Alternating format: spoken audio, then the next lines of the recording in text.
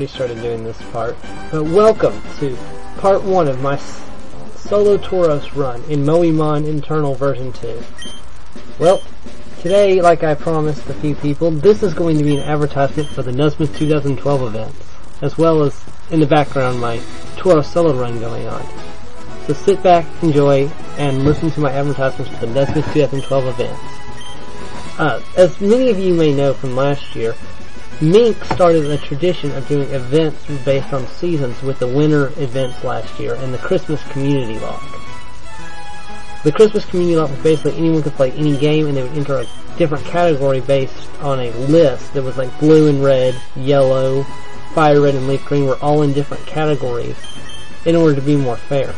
Ooh, just a second. I've always liked Leaf. I always think she's always older than the other protagonist. I don't know why, but she doesn't look 10.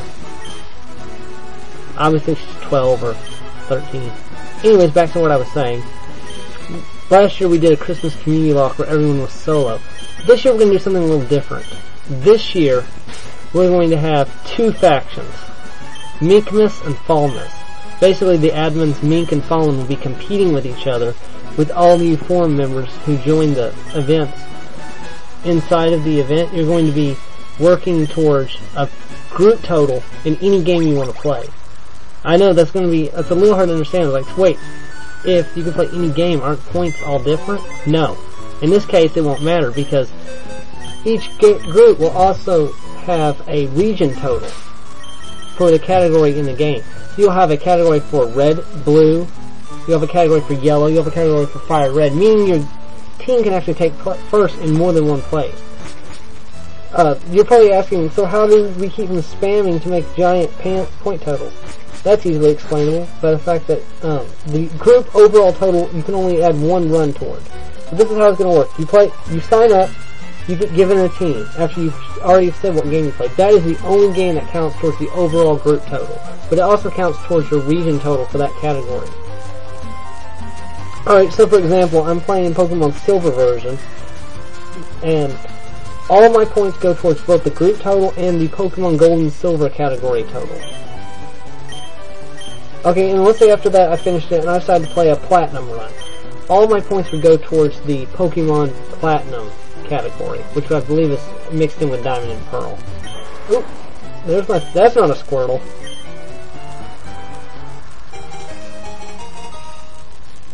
What shall we name her? I'm going to go with Torhu, which is a reference from Fruits Basket, although she's not actually the steer, that would be Hatsuharu.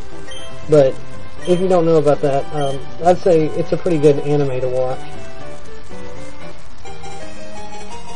So let's just say Torhu and Hatsuharu switch places, and who's cursing who isn't for this. Alright, bring it on, Blue. But no, anyways, I've got a few other surprises planned. There'll be some suit set challenges, and you'll have to stay tuned and watch. If you have any more questions about Nuzmas, feel free to post them in the link description. But now let's get to the actual run here. I've never used a Tarous. I don't know why, but I've always wanted to, but they're so hard to find in the Safari Zone, and then I've never found one in a Heart Gold and Soul Silver Nuzlocke. I did find one once on a Silver Nuzlocke, but I had an awesome Raticate, and that runs like I don't want to drop a teammate because it just doesn't feel right to kick someone who's doing well off the team. Gonna just keep rage spamming. Oh, a special thanks to Shadow31 for giving me the A starter so I could put Tarous as a starter. I actually messed up. I actually spent like an hour trying to capture a wild Tarous using an encounter code. I had a Totodile named Surf, which actually replaced the Totodile with Tarous in this, and I just kept trying. I actually captured one at one point, and then it got killed by poison. So, if anyone's keeping count, that I have failed this run once. And I stopped here briefly because I had to close out the internet. Now we're going to work our way up towards Route 1. Here's a free potion. And I'm sorry, my Skype just went off. I hope it doesn't do that again. And there it goes again. Hold on just a second.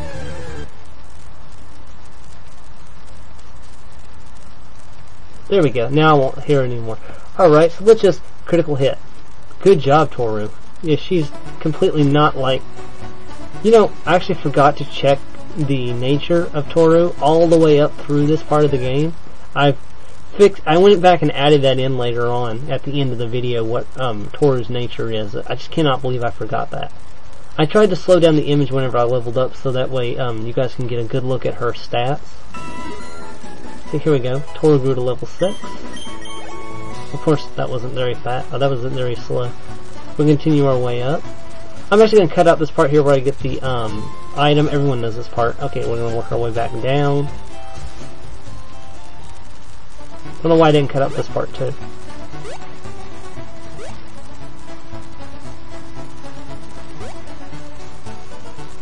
The video's a little bit ahead of the audio. That's so weird. Alright, let's just keep moving on down. We're going to go straight back into Professor Oak's laboratory. And we're going to speed this part up because it's slow. Yeah, I'm doing well with my Pokemon, my giant bull. That's actually a girl. Just seeing these sprites, like the Rattata, and I saw the Pidgey at one point. I also saw a Nidoran male, like, coming up soon. But just seeing these sprites makes me want to do an actual run of this soon. So that's on my list of stuff to do, is an actual Moemon Forever 2 or Internal 3 run. Here we go, we're going to go up here and pick up the town map from Daisy.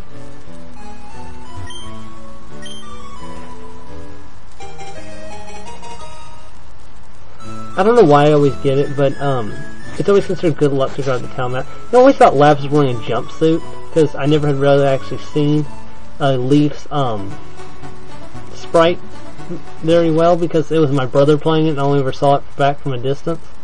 Yeah, I'm going to run from this so I don't get poisoned. I don't have any antidotes yet. I only ever saw it from a distance. I always thought she was wearing like a blue and pink jumpsuit, and then I found out later on it was a blue top and skirt. So, that's weird. It was actually my brother who got me interested in like playing with, you know, I never used the girl protagonist until I saw my brother play with him. He was actually like the most powerful trainer in our house for like years until I started training an actual team up. But his Blaziken was pretty much, it's still undefeated, it never was beaten. I'm gonna go buy some items. Of course I own his Blaziken now, so it's not a big deal, but he stopped playing Pokemon, I didn't, so maybe that's because I got beaten so many times that I'm still playing Pokemon. I really do enjoy doing Nuzlocke, though, or otherwise I wouldn't be making this video right now. Alright, so let's head up north. I remember my first Leaf Green Nuzlocke I ever did. This route up ahead that I'm getting ready to get into is where I caught my one of my favorite Pokemon in my run was my Caterpie. Oh, that Weedle's cute. Wait, what was that? Did the old man use Intimidate? Or was that just me? Was I imagining that, or did that old man just use Intimidate? I'm gonna have to play back through the video later on and check that. That's weird. Or was he gaining... I don't know. That's just different. If someone knows what just happened there, would you comment in the description, please? And explain that to me, because that made no sense whatsoever. Alright, we're gonna head into Vermilion Forest. You're probably wondering, why am I not fighting the rival? Because I'm still under-leveled, so I'm going to beat up a couple trainers in Viridian Forest to get at a more reasonable level to fight the rival with. This place is crawling with Weedles. Which is fine, I love Weedles. I love all bug Pokemon. I was actually willing to do a Caterpie solo run, so that's telling you how much I like bugs. Alright, let's go, Torhu.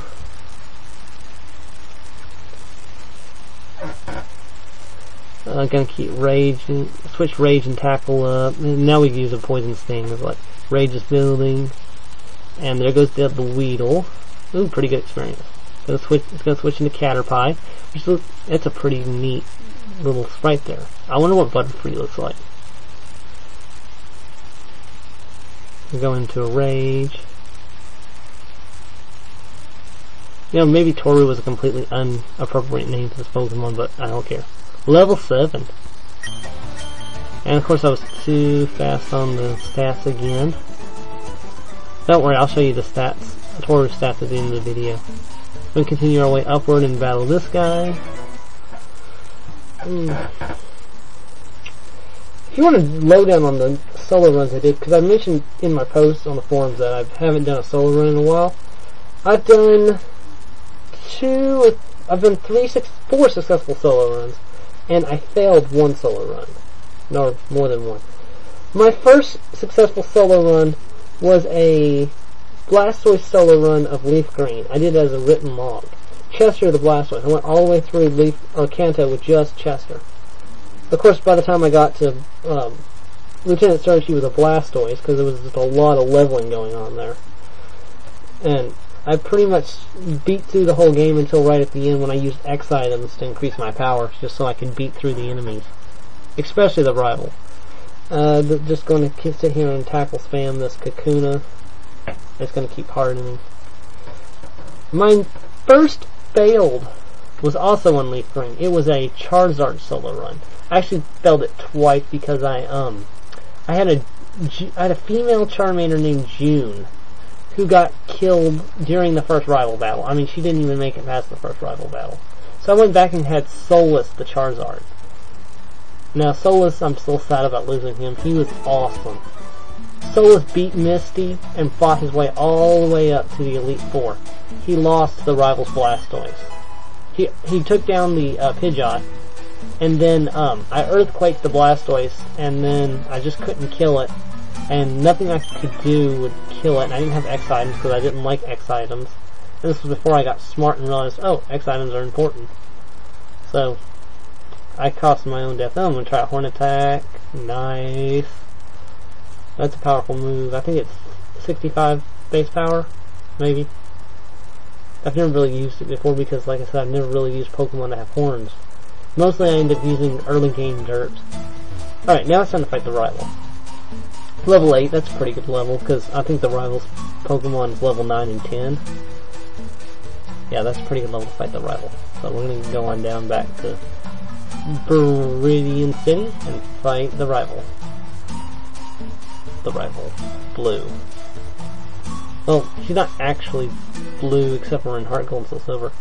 Yeah, I had to change the footage here because I was running out of time. I'd actually hit the 8-minute mark. There's this VBA recording software. I tried to go over 10 minutes once, and I lost the file. It just couldn't open after 10 minutes. So I was like, okay, well, I'll just only record 8 minutes at a time from now on. That's the more efficient way to do it. Oh, there's that potion there. I'll have to pick that up later. Alright, we're going to stop at the Pokemon Center and heal up. Super speeding through this part.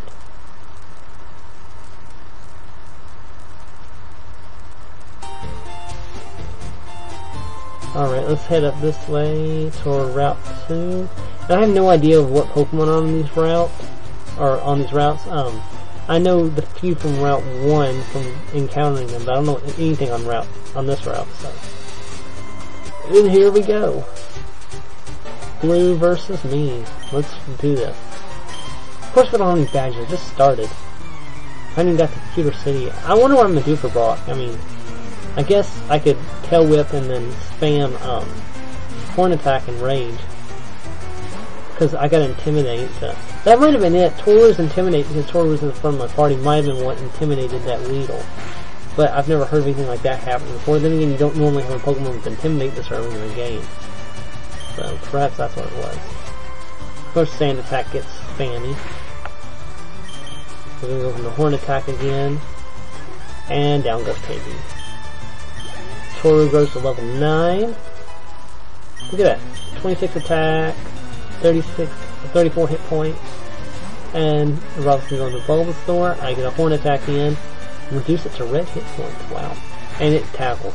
Okay, so nothing to worry about. We're going to go in for another Horn Attack. And down goes Bulbasaur. Well, I don't know what I was worried about. That was pretty easy with a Horn Attack. Alright. Let's take a look at Torhu's stats. And then that'll be the end for this first part. That's a pretty good ending spot.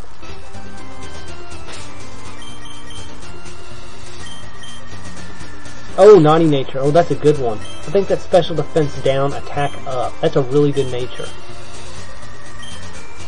Yep, 65 power was right.